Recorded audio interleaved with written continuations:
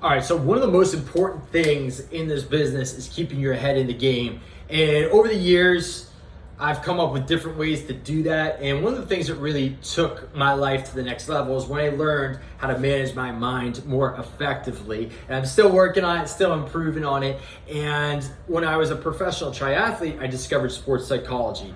And what that did for me is it started giving me a framework of what happens in my mind, how I'm thinking, how I'm feeling, my emotions, how when all those are lined up, things were going good for me in my career when I was racing. And then I took those same skills and I put that into doing sales.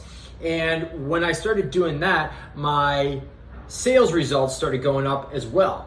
And one of the things that then I started discovering was like, there's no difference. It's the same thing, keeping your head in the game. And then I just really have gotten into studying this and just reading as much as I can on it and developing all kinds of different ways to keep things in the game. And everything I'm telling you here, I didn't invent, right? Other people smarter than me invented, but I'm gonna break down the system of how you can keep your head in the game so you can have the best performance possible, right? And it comes from journaling. Okay, so we're gonna go over two types of journaling, all right? So you're gonna have your morning journal, you're gonna do this every single day, and you're gonna have your PM journal, okay? And here's how it works. I'm gonna be looking at some of my notes here, so if I'm looking down, that is what's going on here. So the first thing is gratitude, okay? Doing a gratitude journal every single day. And gratitude is one of these things that a lot of people are like, gratitude, it's just airy-fairy stuff, it doesn't work. Well, it's been proven over and over again to be super effective in a lot of different ways, right? So here are what studies say on gratitude, right? So number one, increased happiness and positive mood, right? It improves sleep quality. It reduces stress and anxiety. It fosters stronger relationships. It has improved physical health benefits. People develop a more optimistic outlook on life with it, and it allows people to cope with difficult times more effectively, right? So one of the things is that in our business, I promise you, you will go through adversity. That's just the name of the game. And anytime you have a goal, one of the first things that happens is you start running up against adversity. And the thing is if we learn how to deal with adversity effectively, it's gonna propel your life to the next level, right? So Tom Brady, great example of this, right? So when he was in high school, he was low on the depth charts of becoming a quarterback, worked his way up, and he had a pretty good senior year, and then he got recruited by a few colleges, ends up going to Michigan, right? Goes to Michigan, finds himself 5th on the depth chart there, and he was not happy with that. And he actually went to a sports psychologist, and he's like, listen, I can't guarantee you that I'm going to help you become the starting quarterback. I'm going to guarantee you that I can help you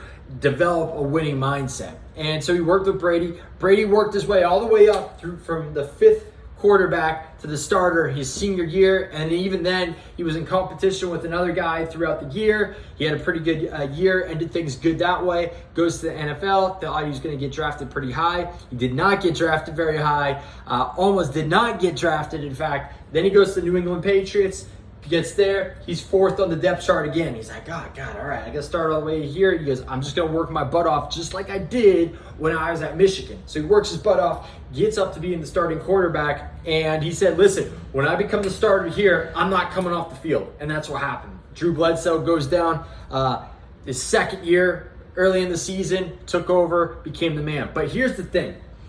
It was all that adversity that he went through. And when you hear Tom Brady tell the story, it was a lot. There's a lot of other little stories in there that happened. He almost left Michigan. They weren't giving him any shots. He was getting 2 reps per practice for the first 2 years. He's like, I can't make it if I got that many reps. And they're just like, tough. Just do the best you can with what you got. And that's what he did. And he worked his way up, did the same thing at New England. And so it was going through all that adversity and just working on his craft and getting to that next level that allowed him to become one of the best quarterbacks of all time, right? Tom Brady, he's got 58. He holds the record, 58 game-winning drives, right? And it was that rough history of no one really thinking he was that good that enabled him to develop that mental toughness, right? Same thing here. It is the same exact thing here. So they've actually have studies showing how gratitude, right, creates mental toughness. Check this out. A study published in the Journal of Personality and Individual Differences found that gratitude can help people to cope with stress and adversity. The study found that people who are more grateful are more likely to have a positive outlook on life and see challenges as opportunities for growth. A study published in the Journal of Psychology and Sports Exercise found that gratitude can help athletes improve their performance. The study found that athletes who are more grateful are more likely to set ambitious goals, to persevere in the face of challenges, and bounce back from setbacks. A study published in the Journal of Frontiers in Psychology found that gratitude can help people develop resilience. The study found that people who are more grateful are more likely to cope with stress, to bounce back from setbacks, and to maintain a positive outlook on life, right? Other study published in the Journal of Positive Psychology found that gratitude can help people develop a growth mindset. The study found that people who are more grateful are more likely to believe that their abilities can be developed through hard work and dedication, right? So all these studies show that gratitude absolutely works and helps you become more mentally tough, and it helps you on all kinds of different ways in your life, right? So you're going to notice a huge difference practicing this every single day, right? And it's going to help you develop resilience. It's going to help you bounce back from setbacks, which is the name of the game here. It's going to help you deal with stress and adversity better, all these different things, right? So it's really important if you have that. So here's what you're going to do. All right. Every single day, every single morning, you're going to write out 10 things that you are grateful for. Why 10? All right. 3, 5 things, it's not that hard to do. 10, you got to really start thinking about it. And it's actually a little bit of a challenge. And that's what we want, because in order for you to take things to the next level, right, you got to have a little bit of push there, right? And they know this, like when you're learning languages or learning any kind of new skill in the beginning, it's a little hard. It's a little mentally frustrating. And what that is actually neural circuits in your brain. They actually know this through neuroscience. It's actual neural circuits in your brain rewiring and forming new circuits, right? But it's hard, right? That's what we want though, because we want to develop that attitude of gratitude, which is going to help you on a lot of different levels, like I just displayed there in the different studies, right? So that is what we're going to do there. You're going to write down what you're grateful for, and then you're going to write down your goals, okay? So now we're going to go into the next part here, and I kind of lost my way on my notes, and after the gratitude here, just bear with me here. And just some of the other things you can do with gratitude throughout the day is you can take a break throughout the day and think about the things you have gratitude for. You can tell the people around you that you're grateful for them, right? Be thankful for them, right? And that can also help things too. But it's a powerful thing. Now, next thing is writing down goals, like I talked about. So you're going to do 10 things you're most grateful for in the morning, and then you're going to write down your goals, okay? So writing down goals, okay? Super important. And it works, all right? Some people are like, this doesn't work. Sounds like law of attraction. Okay, let's get into how it works, okay? So let's talk about let's give a few stories about a few people who use this, okay? So we have Jay-Z, all right? Jay-Z writes down his goals, all right? And he's a guy, if you actually look at his statistics of where he is in the music world, it's unbelievable what that guy's accomplished. He's like higher than Elvis. It's pretty crazy. But direct quote from Jay-Z, he says, "I always had a vision of where I wanted to be. I was specific about what I wanted to achieve. I wrote it down. I visualized it, and I worked hard to make it happen." Okay? Other people that do write down their goals, right? Oprah Winfrey, right? Oprah has said that she writes down her goals every day. She believes that writing down her goals helps her to stay focused and motivated. Bill Gates writes down his goals every single day, and he reviews them every month to make sure that he is in fact on track. Tiger Woods is known for his meticulous planning and goal setting. He writes down his goals every day and reviews them regularly. Beyonce writes down her goals. She has said that she keeps a vision board of her goals in her bedroom so she can see them every single day. Elon Musk writes down his goals every single day and reviews them regularly, okay? And I know Tony Robbins does. Other guy that I like a lot, a guy named Dan Sullivan, one of the best business coaches out there, writes them down every single day. And, you know, I was looking out there at how many people actually set goals or have goals or whatever it may be. And I think there's a difference between having goals and actually setting goals, but it's probably around 20% actually set goals, right? And even fewer people write them down, right? And so they've done some studies on this, and they found that only about 3% of Americans actually write down their goals. In another study by the Dominican University of California found that people who write down their goals are 42% more likely to achieve them. That same study by someone named Matthews, I guess it's a PhD out there, a study also found that people who created specific, measurable, achievable, relevant, and time-bound goals are even more likely to achieve them. That's what's known as a SMART goal. So they're very specific. You have ways that you can measure them, and you have some restraints on them, so it gives you that extra push. They found that actually really works quite well. Another study here, a study published in the Journal of Applied Psychology found that people who write down their goals and developed a plan for achieving them were more likely to achieve their goals than those who didn't. The study also found that people who wrote down their goals and reviewed them regularly were more likely to achieve their goals than those that didn't, all right? Other study, a study published in the Journal of Personality and Individual Differences found that people who wrote down their goals and visualize themselves achieving those goals were more likely to achieve their goals than those who didn't, all right? Visualization, there's been tons of studies on this just showing the effectiveness of actually going out there and visualizing what you want to achieve. You're more likely to achieve those goals. So one of the things that they did is they found that through one study that they had people visualize achieving their goals, and they found that people that did that were twice as likely to believe they could actually hit those goals. And having that belief and that confidence is really important to going out there and hitting your goals, right? So Forbes also did a study on that, and they found that people who were vividly described their goals in written form were 1.2 to 1.4 times more likely to be successful than those that didn't. So like 20 to 40% more likely to be successful, right? That's powerful. And, for me, I'm like, I want to stack the deck in my favor as much as possible, right? The study also found that people who wrote down their goals, shared them with others were more likely to achieve their goals than those who didn't, right? We call that accountability, right? And so here's how this is all going to work, right? You're going to have your nightly journal. Now, this is what I call a performance journal. I got this guy from a former Olympian guy named Lanny Basham. He's actually credited with being the first person that really started sports psychology. And he's like, I'm not a sports psychologist, I'm a mental management guy. And he went to the Olympics one year and he wasn't able to win the gold. He felt like he had everything there, but he wasn't able to keep his head in the game. And he felt like he wasn't mentally consistent enough to get there. And when he got mentally consistent, he had consistent results, which allowed him to get that gold medal, right? So really powerful stuff. But basically in his journal, he writes down, hey, what went right? What's one thing I want to get better at? And what am I going to do about that to get better, right? Writing those things down. And studies, other people are like, yeah, that doesn't work. Okay, let's get some studies backed on that, right? So a study published in the Journal of Sports, Exercise, and Performance Psychology found out that athletes who used performance journals were more likely to achieve their goals than those who didn't. The study also found that athletes who used a performance journal were more likely to have a positive mindset and to be more confident in their abilities.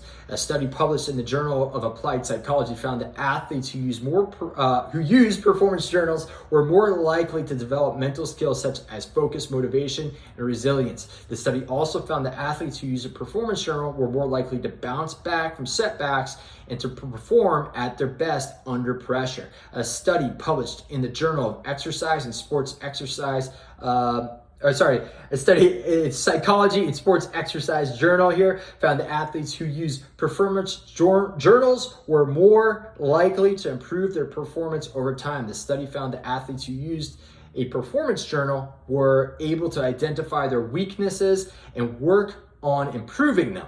They were also able to develop strategies for coping with pressure and setbacks, right? So here's what you're going to do. I got this from another sports psychologist named Bill Beswick. He said this works great with all his athletes. I started doing it and it works great. just for regular people do. So you're going to write down, right? You're going to write down your most turbulent thoughts at the end of the day, all right? Whatever it is.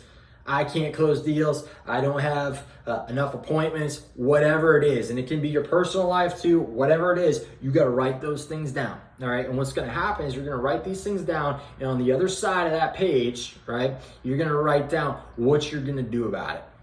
Okay. What you're going to do about it, what you're going to do, what actions you're going to take to fix these turbulent things over here. Okay. And then what's going to happen over time, this list of turbulent things is going to shrink, because you're going out there and doing something about it, right? So you're gonna write down the most turbulent thoughts, right? This is your PM journal, this is the performance journal. There's turbulent thoughts here, right? And then you're gonna write down what you're gonna do about it over here. You're then gonna, those things that are about what you're gonna do about it, you're gonna then write those on your calendar for the next day, right? I'm gonna do X, Y, and Z the next day at these times. Then you got to go out there and take action on it, right? That's going to do a lot to start calming your mind down in that moment.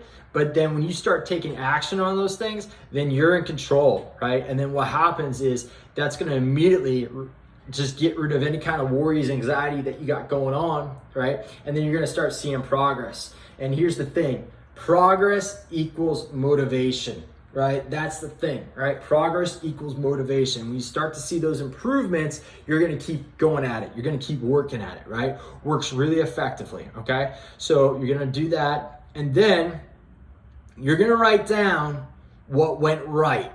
Your wins for the day. Because a lot of time, you could be in there in battle, working, doing calls, getting hung up on, whatever, but you're going to write down what your wins were for the day, okay? And because a lot of time there's a lot more positive going on than negative. And if there isn't, we'll write down that on your most turbulent thoughts, and then you're going to write down the actions you're going to take, so the next day you got some wins that you can write down, okay? So that's it there. And then lastly, you're going to write down your goals, okay? So it's real simple. Morning, it's 2 different things you're going to do in the morning. You're going to do your gratitude, 10 things. Then number 2, you're going to write down your goals, okay? Have 3 goals. You got more than 3 goals, you probably got none, okay? You got to get too spread thin, all right? So have your 3 goals. And they can be personal ones in there, but if you don't have a goal, being successful in this business here, you're in the wrong place. All right, one of those goals needs to be this, or you're just not gonna make it. Okay, so that's number 1. All right, so it's gonna be in the morning journal. It's those 10 things you're grateful for, and then your goals. Okay, evening. Most turbulent thoughts. What you're gonna do about it is step 2. Step 3. Put those things on this calendar. So you're gonna go knock those things out. Number 2 is you're gonna write down your wins for the day. Okay, and then you're gonna write down what your goals are. Okay. That's it. That's all you're going to do. Do that for the next 30 days. You're going to notice a big difference. Do that over the next 90 days. You're going to notice a massive difference. All right. Because here's the thing. You're going to go through adversity, but adversity is literally the fuel that creates progress and allows you to hit your goals. That's why we write down what those turbulent thoughts are. That's your adversity. All right. That is the fuel that's going to take you to the next level. That is what champions do, all right? That's the difference between successful people and everybody else, right? This is broken down really well by that guy I was talking about earlier, Dan Sullivan, right? And he calls this the VODA system, right? And he talks about you have a vision, all right? V is for the VODA. So it's an acronym, V, VODA. You have a vision. Next thing. You're going to write down what your obstacles are. This is how he does it, right? It's like the same system here, but I'm just going to teach this because he's super smart. And when you understand these frameworks, then you're like, oh, this is just what's going on. So you can cope with it better. All right. So you get your vision. Then you got, obstacles. Okay. Then what he'll do is he'll have people write down all the obstacles of what's going to get in the way of them hitting their goals. Okay. And then from those obstacles, the next thing is what you write down is transformation. T for transformation. Okay.